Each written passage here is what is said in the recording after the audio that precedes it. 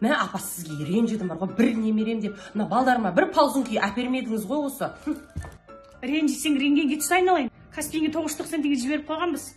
990 теңгеге мышыққа тұрси ал деп бердіңіз бе? Таста келмейді ғой апа. 990 теңгеге сұңқар шоптан бір емес 4 балыңды бастан аяқ киіндіресің. Ой апа қумаңызшы, қандай батпан құйрығы ғой. Рамазан айына осындай сыйлық жасап отыр.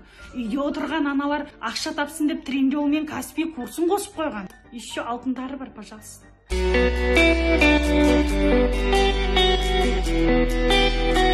Мына алтындардың барлығын үшіна боянатындардың бәрін беремін сонда апа. Мына киімдердің барлығы, осылардың барлығын еще. Апа сонда мына киімдердің барлығын берейін деп жатыр ма? 990 теңгеден 4 рет саңызшы Каспиңе апа.